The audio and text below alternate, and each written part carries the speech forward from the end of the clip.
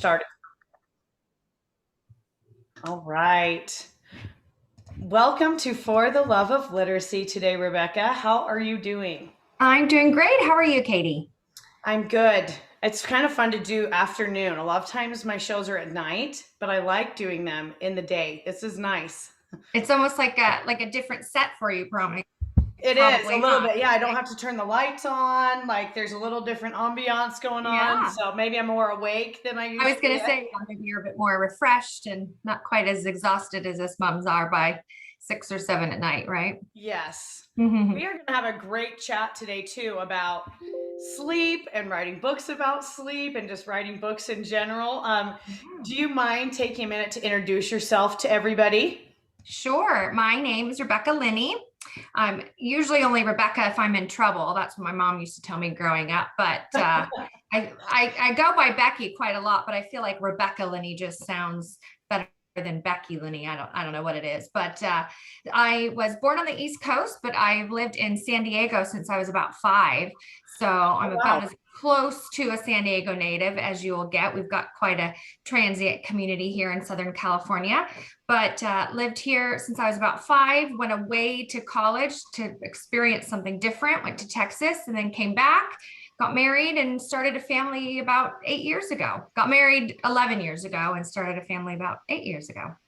Very cool. So I am actually from the East Coast as well. I was born out here. I'm in Utah currently, but Mhm. my parents still live in Virginia, so love the East Coast.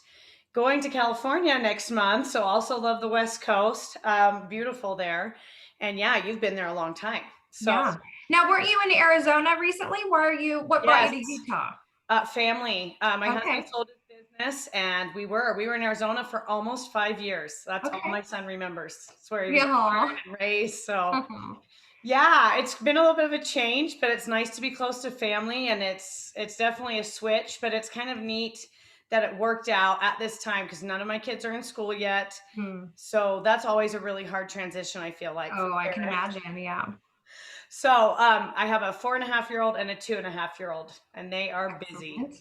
And you, Excellent. how many do you have? I just have one. He turns 8 in a few weeks. Oh, that's exciting. And Yeah. so we're going to chat a little bit about him. And this kind of leads into my first question. Where did you get your inspiration for The Growing Bed? It sounds like a fascinating book that's not just for kids, like one that parents will need too. Yes, absolutely. While my book is a fiction book, it is completely based on reality. And the fact that my son did not sleep through the night in his own bed very much at all until he was about 4 years old. So Sounds yeah, familiar. I was exhausted for 4 years. And I would have tried anything to get my son to sleep. And I'm sure we'll touch on that later. But so that's where the inspiration for the growing bed came from. It was completely inspired by true events over 4 years. I'm totally in your corner there. And I've had different sleep issues with both kiddos. Mm. But the older one, just for years, like literally right before we moved, he started sleeping through the night. And the Hmm. only reason he has come into our bed a few times here is when like the sprinklers go off at 4 in the morning and he doesn't know what the sound Sure. is. Sure. So I'm Sure. just so grateful, but you go through like the trenches with sleep issues. There is a reason that sleep deprivation is a method of torture Oh because I'm yeah. sure you would have, had I not thought I would have been arrested, I would have like taken a nap on the floor at Costco. I would have just laid down and said, give me a Yes. quick 20 and then I'll wrap up my shopping and keep going if I didn't, think I'd be arrested. You're just so desperate for sleep for so many reasons. And our kids need the sleep too. My son slept great when he was either in our bed or very near us. Hmm. Like at one point, again, not a proud moment, but you're just trying to get some sleep. At one point, we had set up this little sleep area next to our bed, not even in our bed, next to our bed on the floor. It was like, it almost looked like a doggy bed. It wasn't, but it was like, we created this cute little sleeping corner in our room near our bed, and he was fine there. It's like he just needed to be within a few feet of us. So Yeah, and it's actually like very like this just sounds like deja vu. I mean, it's so familiar. And what's been helpful for me is that even though I have a boy and a girl, I have put sister in with him a few times because he literally just seemed like he needed a body to Mm, fall asleep and to stay asleep. sure. And when I'm like, yeah, we all need to sleep, but as you guys grow up, this is not going to be a permanent thing. You're still Right. so little that it's okay right now. But I'm like, Sure. I wonder if it's something he'll grow out of because some people just really do need another presence in the room. Like I have Mm, siblings that are that way. I mean, I come from a mhm, family of six, and some of us were good crib sleepers, slept in our cribs. Some of us hated our crib, and mhm, like my son, well, he didn't even make it. I think he made it to a year. He had mhm. already started climbing out, was screaming, was just miserable. So we had him Yeah. sleep on a mattress until we got him a toddler bed, but it was rough. Yeah, it is. It's tricky. And obviously we only have one son. We knew that that's the way our family was going to go. So part of us is like, well, should we just enjoy it? Because he's not going to be 12 in our bed, you know? So Yeah. just enjoy it while he wants to. But again, it wasn't, you can't be the best version of yourself. You can't have the best marriage. You can't be the best employee, any of that stuff if you're exhausted, right? And then the kids aren't the best version of their selves if they're exhausted too. So, and then my son had this, and kind of one of the not the pivotal points of the book, but one of the main points in the book is that my son, he's quite little for his age. Nothing wrong with him. He's just little, and he was getting frustrated because a lot of his younger friends were able to do things he wasn't able to do, like ride the roller coasters, go on the water slides. They got a booster seat before he did, and he was still in his baby car seat. And he just couldn't put two and two together. Like, how come little Susie can go on the water slide? She's not as old as I am. And probably in a moment of a sleep deprived state, I said to my son, whose name's Anderson, I said, Anderson, when you come to bed with mommy and daddy are done growing.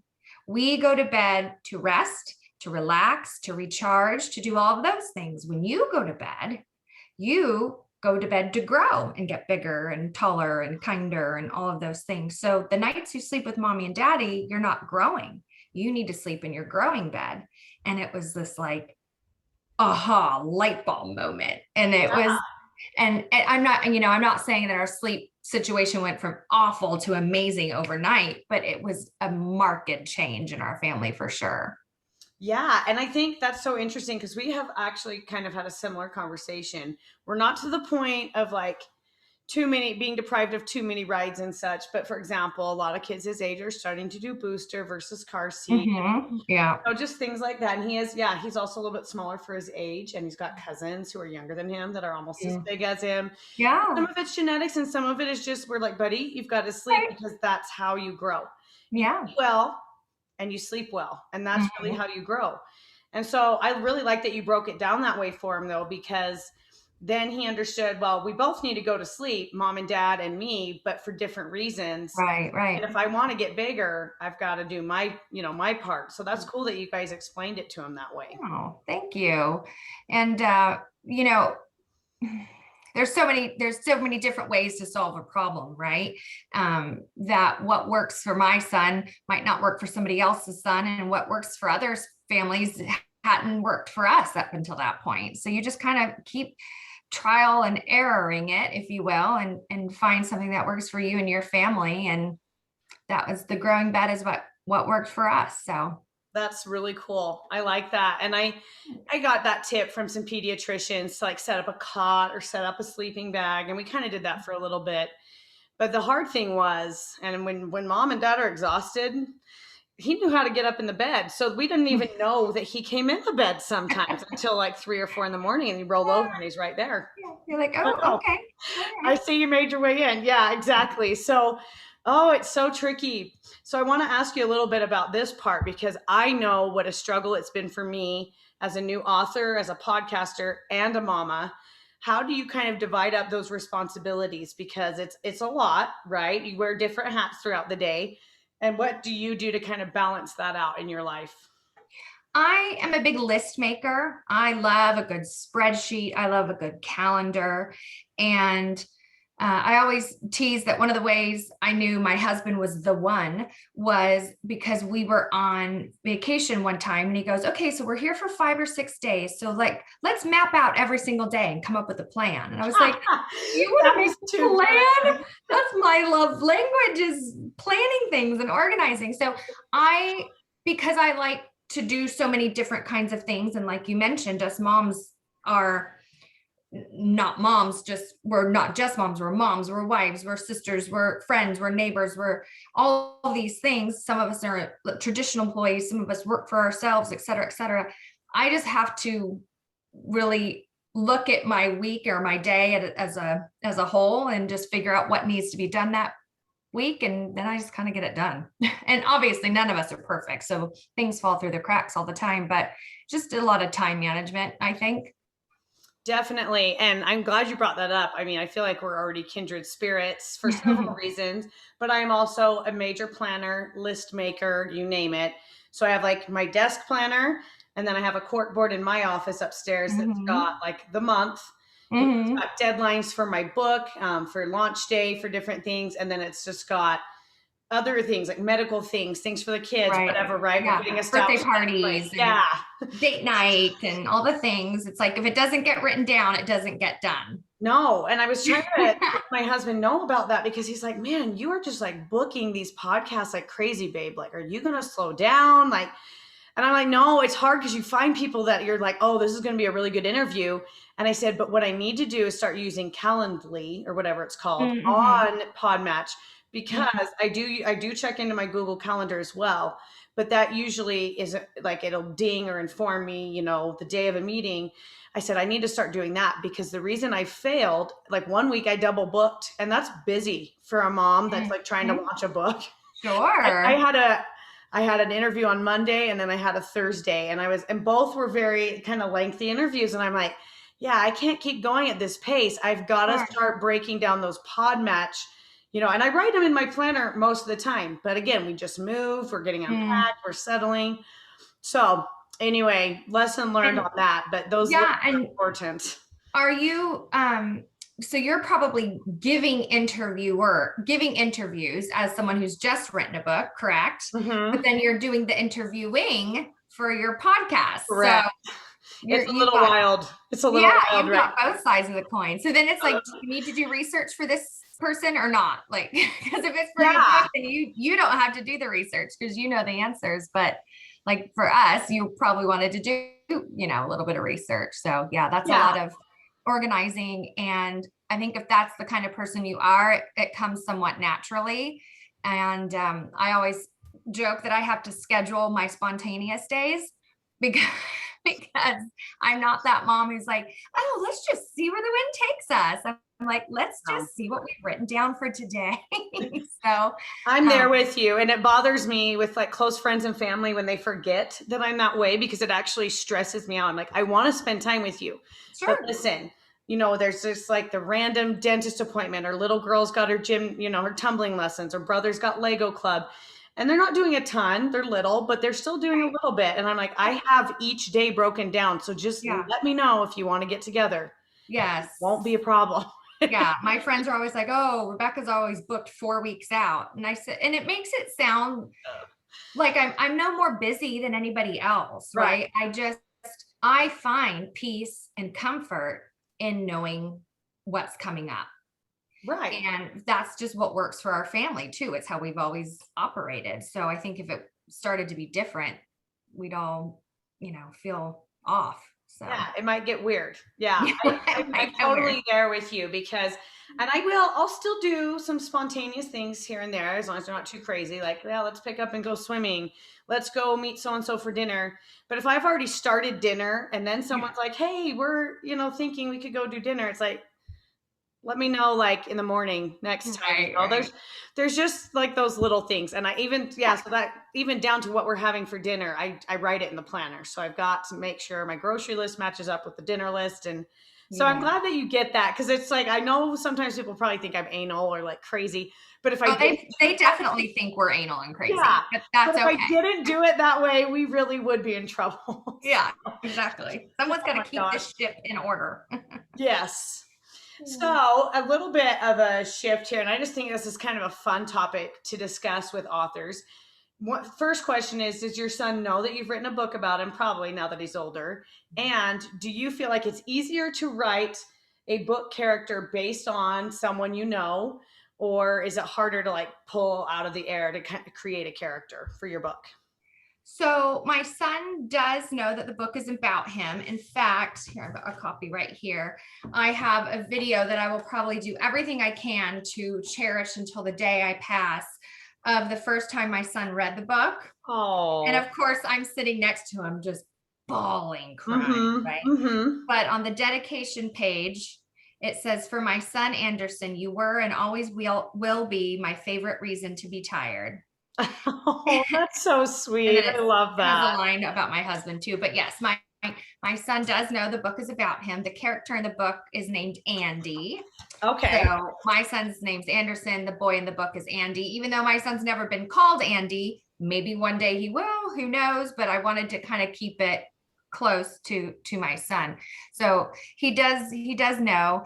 And we still, like I said, my son's about to turn 8. We still use the concept of the growing bed. Like when we go on vacation and we walk into the hotel room for the first time, we always get a room with 2 beds. And the very first thing he does is he looks and he picks which of those 2 beds is the growing bed. And then that's the bed he sleeps in for the rest of the trip. And he's 8 years old. So it's not a concept just for little kids, right?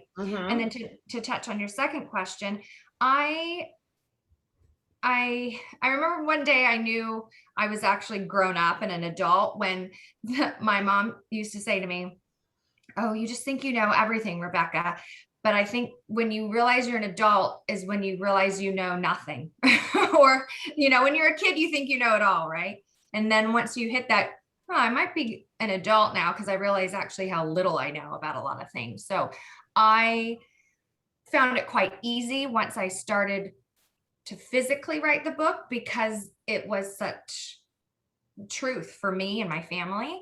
I admire people who can completely fabricate stories based on little or no inspiration and make these amazing works of art, known as books and series and things like that. I just think that is a skill I don't possess, and I'm very much in awe of that. It is. It's kind of crazy because my first book is coming out in September, and it's based on a mixture of my sister's personalities. Oh That yes, was this is tricky. is it Sophie? Yes, Sophie's? Sophie Yes, stands in the out. pajamas. So cute. And I'm so excited, but I've had several people ask me, like, who's the Sophie in your life? And I'm like, it's Hmm. kind of a combination of me and my sisters. So I'll Hmm. be honest, that made it harder. It did make it harder. I'm writing a book about my son and his Oh. love of building. That's like in the works. And that has been almost so much easier to write, even though it's in the future, because of what Mm. his personality is like. I'm literally just taking observations of what he's doing every day, and that's been a lot easier to kind of put together in a draft form than it was to create Interesting. Sophie. Now, why do you think the first book was harder? Because you didn't want to offend any of your sisters, or you just wanted to make sure you captured the reality of each of the sisters and you didn't want to?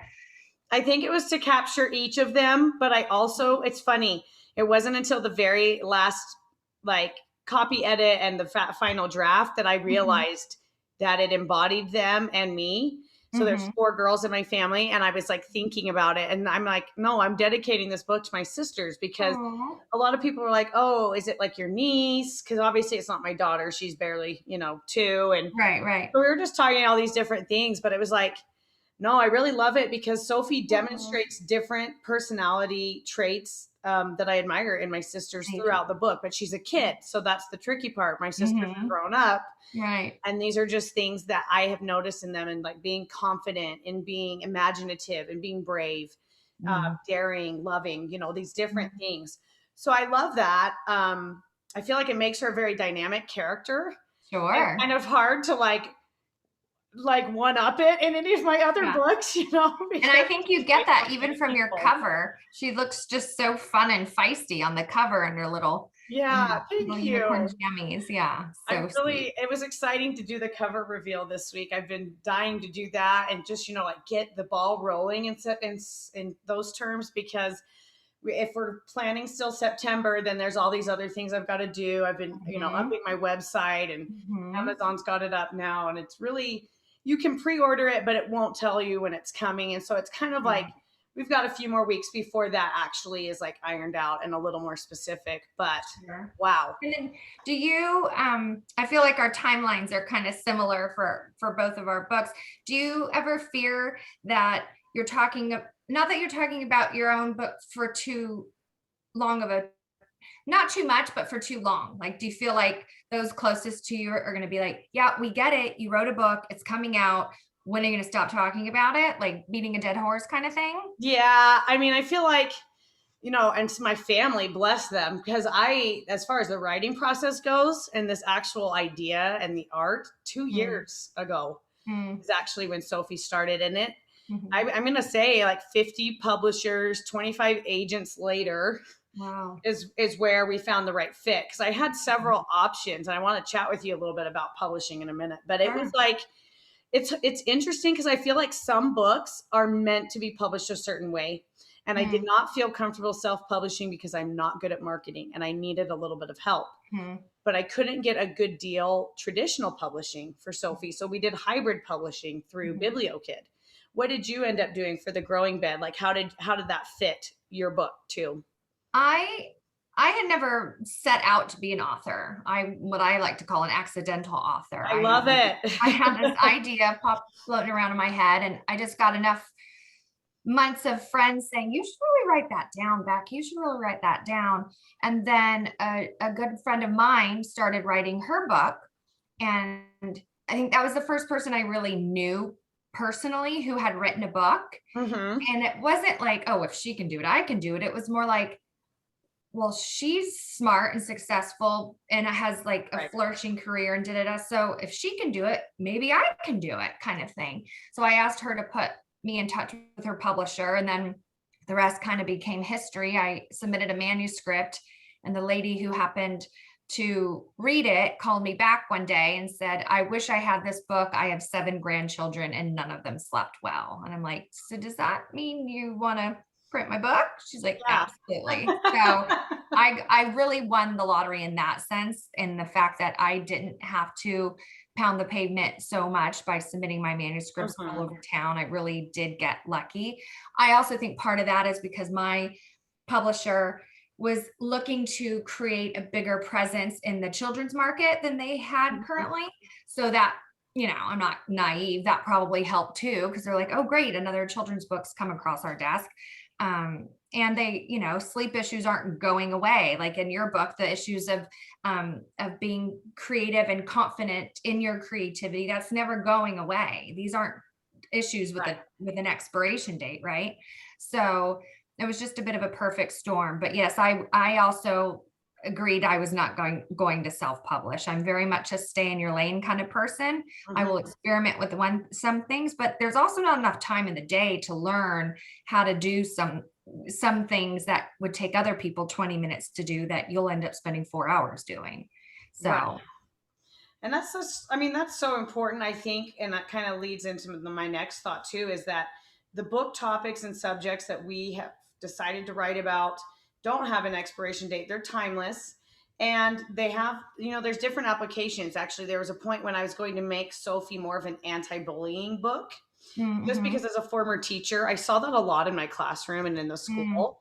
And we had different ways of dealing with it, but it is an issue every single child comes up against at some point or not, whether they're the bully or they're being bullied or sure. being treated in a way that they shouldn't. And so that was Right. kind of hard because there's a little bit of a strand where you can get that vibe, but Mm, Sophie just, and she doesn't just handle it like, oh, no big deal. Like she's actually like, oh, do they really see me that way? And like I wanted kids to see they're not alone in thinking that way or feeling that way, but you don't want to give others that power over you. That's right. kind of like the I would say the plot, where the plot kind of blows up, is where Mm, she's feeling hurt. Is she going to keep going through her day in her pajamas as planned, or is she going to let this girl from school let her feel like trash, or let her feel like make her feel like she doesn't belong and she's so weird and all these things. So Right. I know that all kids struggle with it at some point, and maybe even teens and adults to an extent too. Absolutely. Because we don't just write our book for kids, as I mentioned earlier. And it's kind of crazy to think about that, because the text and the pictures, yes, it's a picture book, so that's going to appeal to kids, but we Mhm. want to appeal to the adults that read to the kids. So we've Mm. got to How think. many times, yeah, how many times have you read a book to your children and been like, that was awful. Like, how did that book, like that, it was just not it Yeah. was it was just entertaining and just visually stimulating enough for the kid to like not be bored by the end of it. But Mhm. let's be just like there's wonderful movies and rubbish movies, right? There are amazing children's books. We've all read them, but we've all read not really good ones too. It's You know what true. I It's mean? very true. So It's rough. Yeah, it like at yeah. least gives me like that. Okay, after we read that, if we own that, I'm probably giving it away. And if we checked it out from the library, we're not checking it out again. I'm not recommending it. Like on my list, my ban list, just Yeah. because maybe, yeah, they enjoyed it, but there was just no substance to it. Right, There was exactly. just sometimes the illustrations didn't match up with the pictures. And I'm just really grateful that I have such a great illustrator. She is so talented, and she has captured my vision for Sophie like 110%, which is huge because I am creative, but I am not artistic. I can Mm. appreciate art, but like Mhm. when it comes to the only thing I was going to do artistically for my book were end papers. And then that Mhm. ended up being too high of a price tag. And I'm like, okay, maybe Mhm. another book. Maybe when I make money Yeah. on podcasts or books down the road, Yeah. I was just going to design like rainbows and unicorns, like her pajamas. But I mean, like, I really, when it comes down to it, have very basic art skills, Yeah. artistic skills. Did you do any sketch drawings and then give that to your illustrator? Like, this is what I'm envisioning, and then kind of do just your rendition of it? Oh, No, see, just I, I would chat with her about things. We were really yeah, close in chatting about things. yeah. I literally draw stick figures, and that's Oh, embarrassing I to wish I had, shoot, I wish I had them here next to me. me. Did you do that?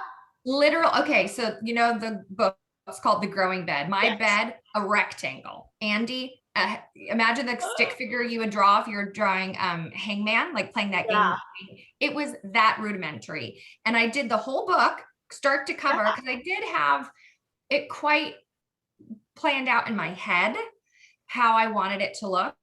It was just the stick figure black and white version of it. And I submitted it to the illustrator once I picked my illustrator.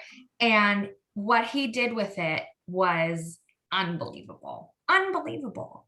And you know how you say to some people, I couldn't have done it without you? Like, you literally, I'm sure you're the same way. We could not have done what we have done with our books without our illustrators.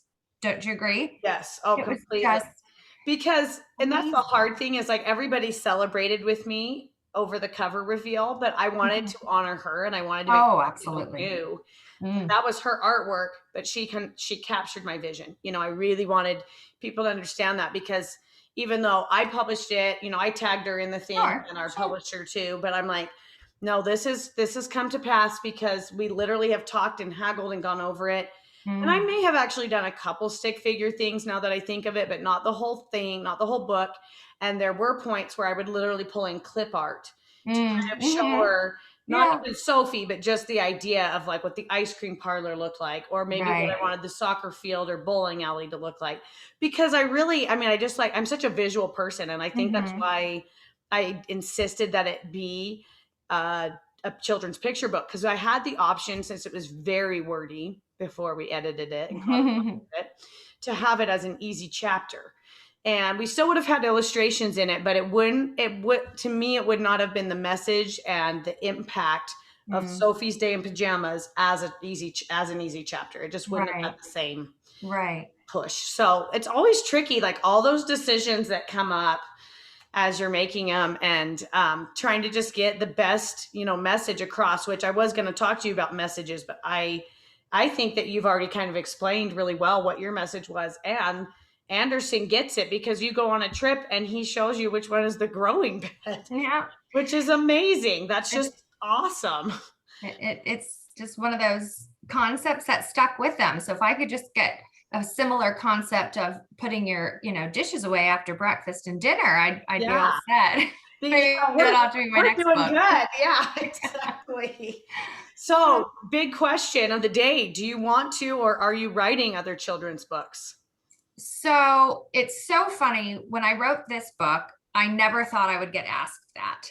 But then I realized, okay, remember back when you were dating, everyone, like once you hit that 2, 3 year mark, everyone's like, well, when are you getting married?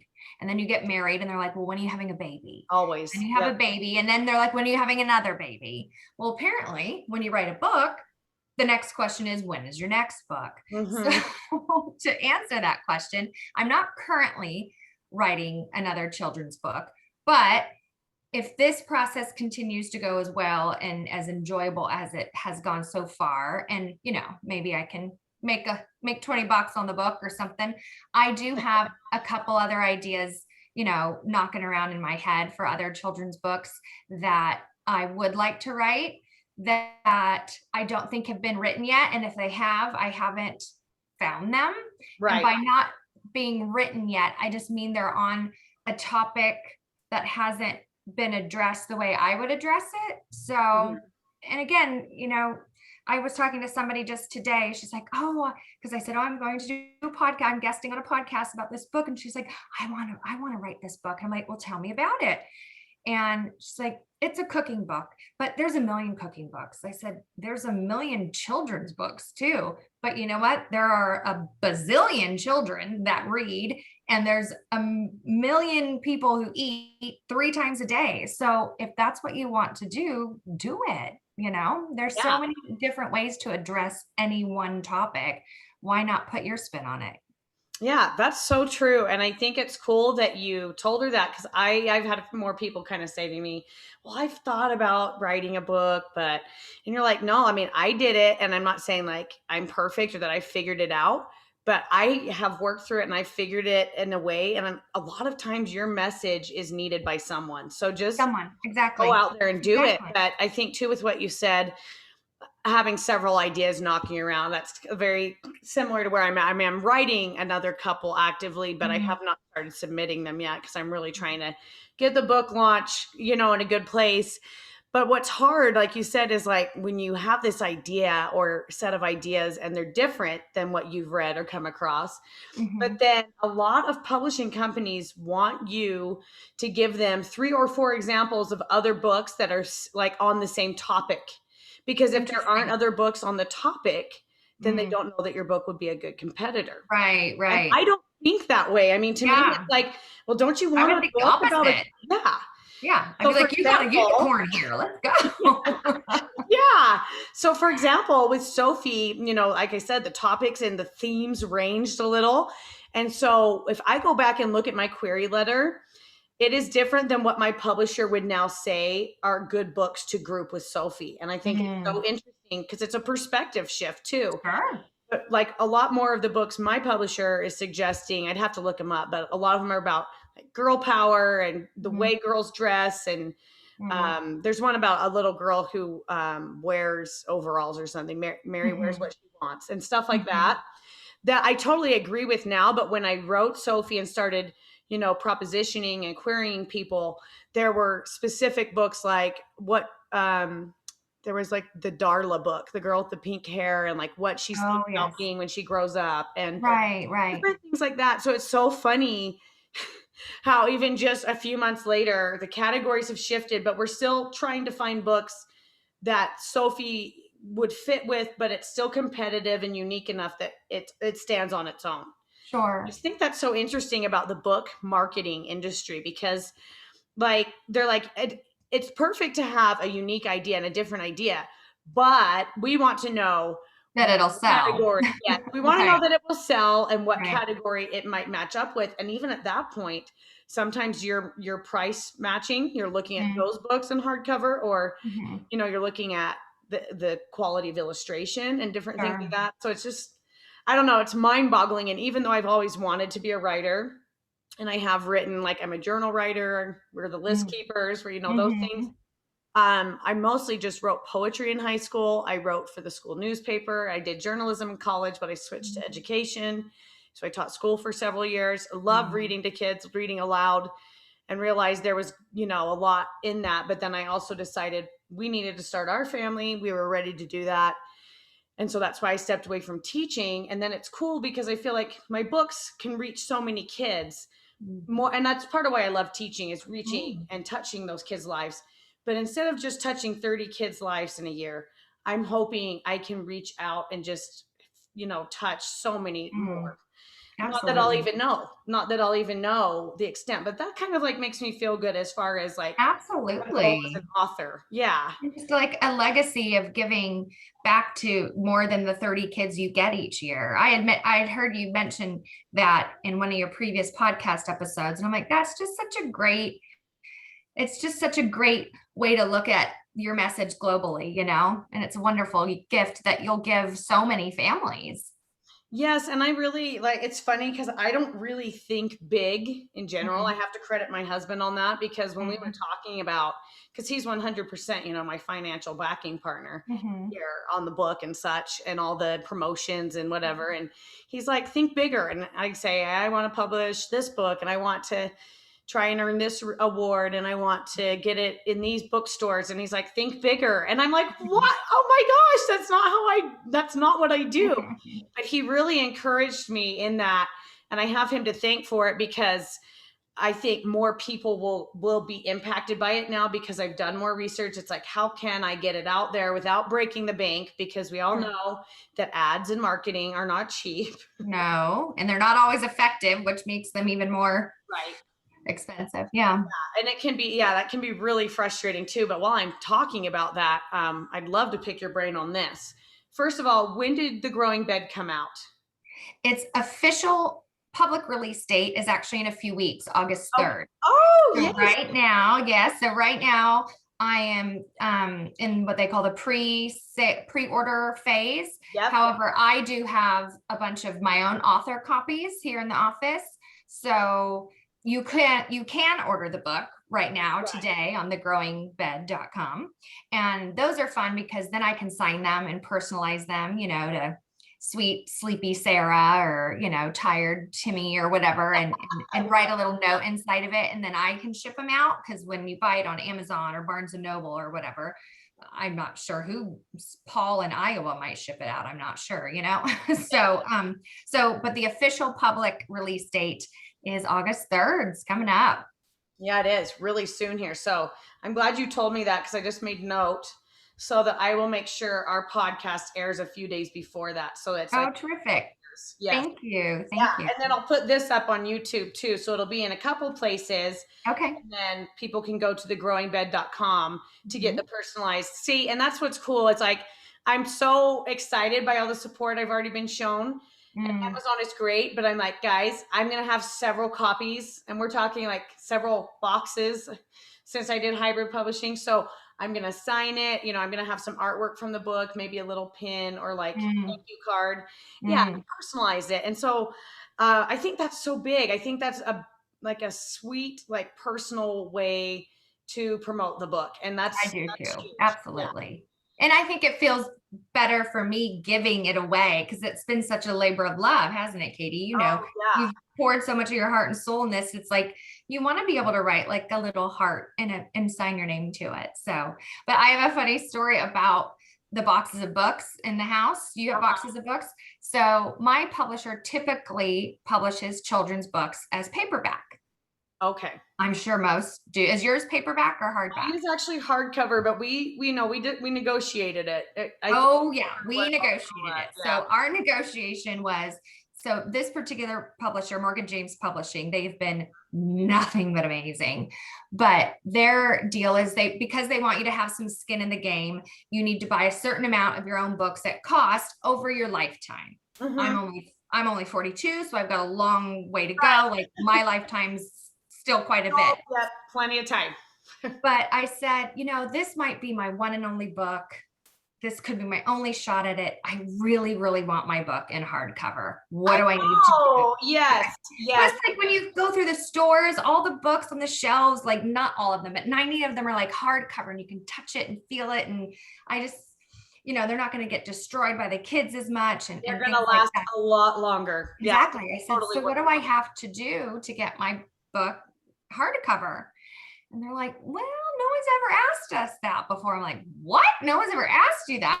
So they said, let me get back to you. So they got back to me and they said, well, instead of buying your X amount of books over your whole lifetime, if you buy them all right now, we'll print it in hardcover. I'm like, oh, okay. How big are the boxes? So every time I open a new box to start a new box of selling the books, my husband's like, well, we're down another box. So it's counting down. Yeah, down.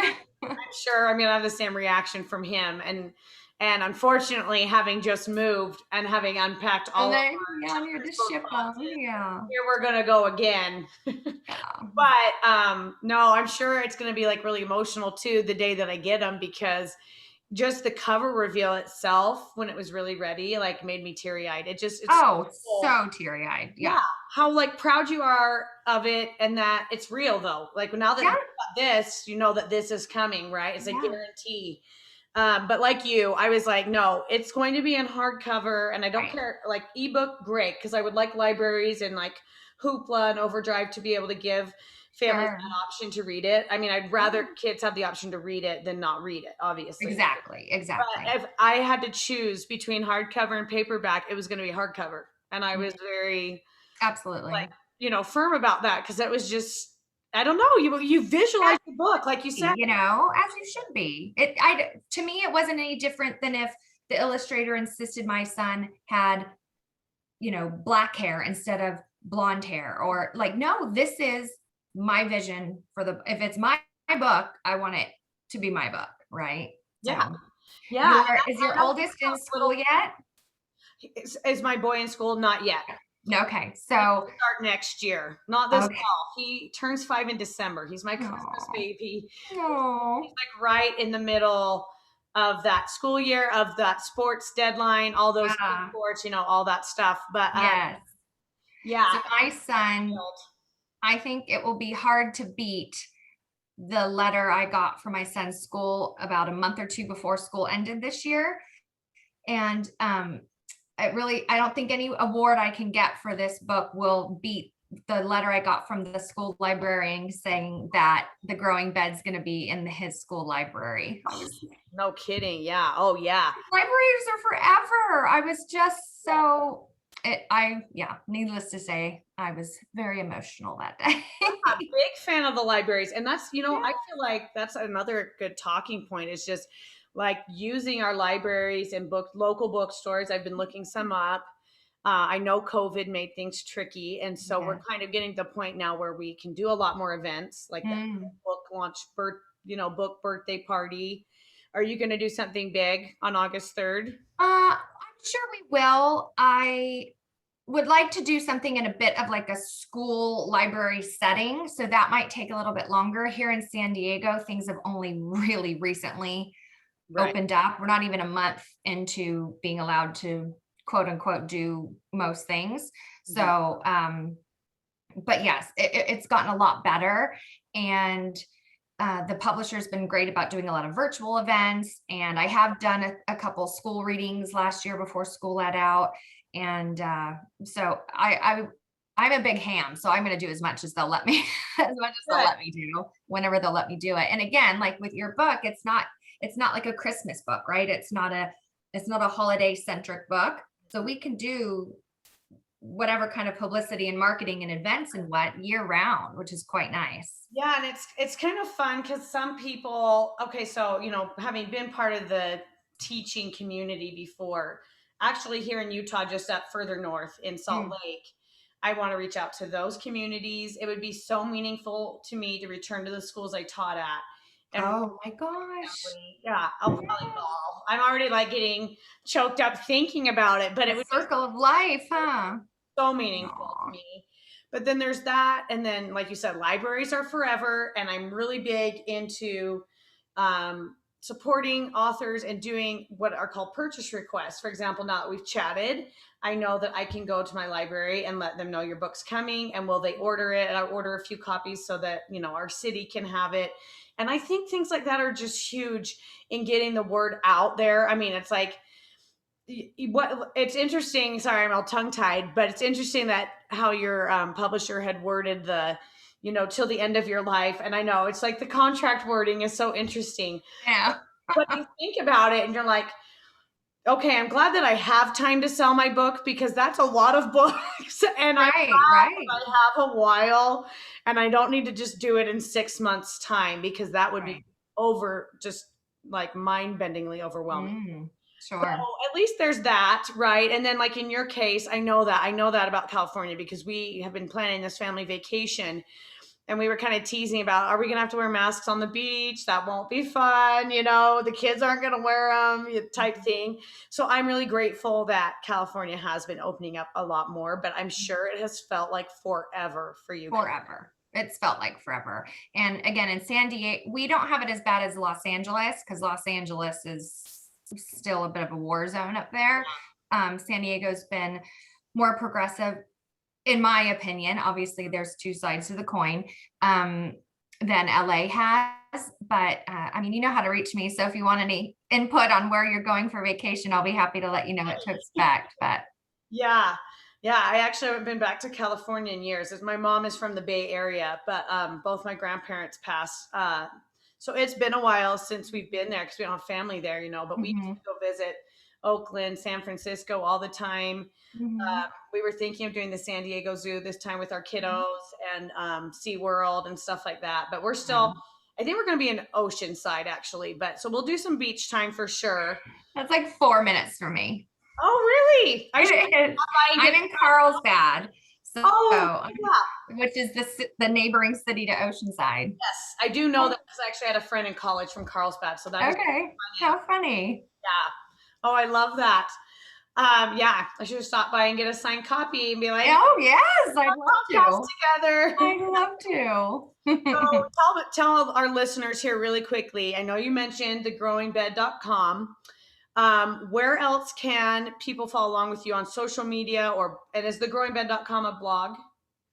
Nope, it's just a good old site for the Growing Bed book. Little couple of illustrations and a super short synopsis of the book, and then a place for you to, if you want to order it and let me know how you want me to personalize it, you can do that there. Amazon.com has the book. Walmart.com has the book. BarnesandNoble.com. So those big three, and then my website too, and Instagram at The Growing Bed. And I am on Facebook, but that's just me personally, Rebecca Linney. And then I'm still trying to work on how to get it to not pull up me, but have it go to The Growing Bed. Facebook is new to me. I'm probably one of the last ones to get on Facebook, and I'm probably really only on it because it was recommended to me, because a lot of like mommy groups are on Facebook and things like that. So I'm learning that, but Instagram is my favorite right now for social media, but It's a little Facebook, I'm easier working for me too. And I've had a Facebook for a while, like for on. social, reasons. But then I made like an author page, because, like you, pardon me, I wanted to have a place, like, people are probably going to get sick of it if I'm always just talking Sophie right now on my personal. Right, right. And so I wanted to have a place where people can go, and there's like a separate spot. I have a blog too, but there's like a separate page that's basically dedicated to this podcast and children's books, Mm-hmm, specifically mine. So mm-hmm, mm-hmm. it definitely takes some time, and but I'd say the more, we get out there on social media, the more successful we'll be in promoting our book that way. So it's awesome that Okay. you're putting in that effort. And now everyone knows where to find you, which will be perfect. And I'll include all of that in our show notes today, and anything else that you want to email me, including like a headshot and the book, a picture of you in the Book book, whatever you cover. want. Oh yeah, absolutely. That would be And great. I've loved our conversation today. It's been a blast. I've learned Me a ton. too. So And I'm dying to ask you, is your maiden name or your married name story? that's my married name. Okay, because I Yeah, was like, that was what lucky. if you came out like Katie Baker or Oh Katie, yeah. you No, know, my Katie Fisher? You could have been anything. yeah, my maiden name is Boserman, which is a mouthful. So I did not choose to use my maiden name, and I'm really blessed that my married name is so like applicable. Appropriate, sure. I've had that question a couple of times because I know plenty of authors that do keep their maiden name or their artwork, in their maiden name, Sure. including my publisher. But yeah, no, my married name made more sense for sure Yeah. in this. And it's funny because professionally I go by my maiden name, but when I never even thought for a second I would go by my maiden name when it came to the book, because the only reason I'm a mom is because I'm married. Right. And you don't need to, put two and two together to kind of see that train of thought. So it was but yeah, when I saw your last name, I'm like, well, there you go. She had to write a book. Yeah, it was in the stars. It was inevitable at that. Yeah. Yeah. Oh my goodness. Well, thank you so much for your time today. I'll call you Becky, but in the show I can call you Rebecca too. Yeah, perfect. That's terrific. I'm so excited to release this episode, and I will email you right before. But I have that date of August 3rd, so it will come out before then. Terrific. Thank you so much. If you need anything else from me, you know where to reach me. And when are you coming to California? It will Soon? be August, the first week of August. Yeah, Okay. it's August 2nd to the 8th. Excellent. Well, I'll be here. Okay, I'll reach out to you. I'll email All you right. something. Okay. Perfect. Thank you so much, Rebecca. Enjoy the rest of your day. My pleasure. Thank you, Katie. Have a good one.